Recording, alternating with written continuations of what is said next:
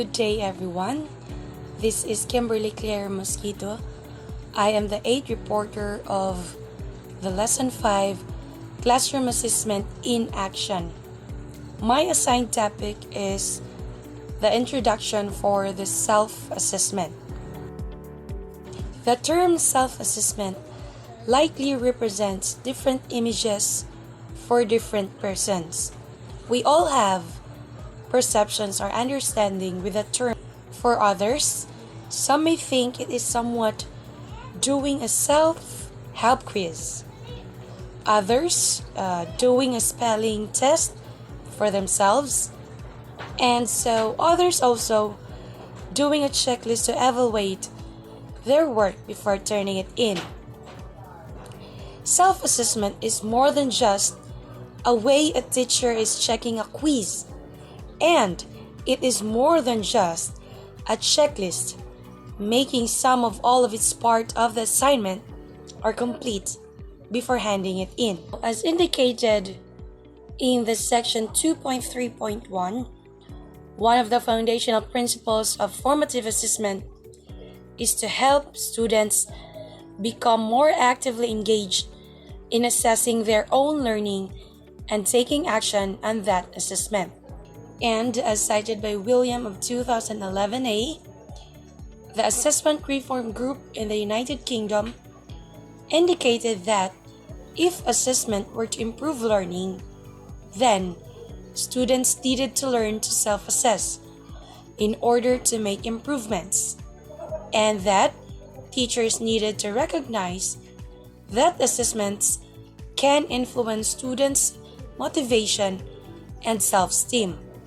Now, an effective self-assessment provides a teacher an evidence of student perception of their learning. The teacher and the student can then use all of this information to set a criteria for success and to create a clear outline and path for success. It is knowing what we know, knowing what we don't know, and taking the next steps to move forward to get that mastery of skills.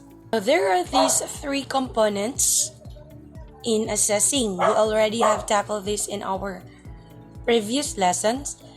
These are the assessment for learning, assessment of learning, and assessment as learning. Now, self-assessment is examining your own work and making improvements.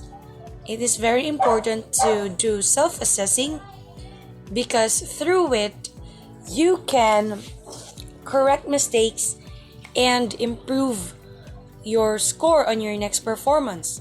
It also improves your learning. We can uncover our strengths, identify areas for development, evaluate different skills, and perform better in current performance. In self-assessment, these are the questions that you need to answer. How well do you think you understand the concept? How well do you think you are doing?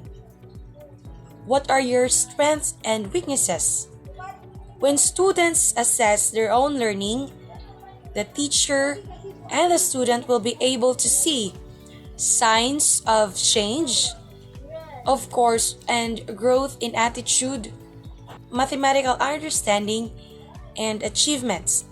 There is also an alignment of how well they are performing with how well they think they are performing.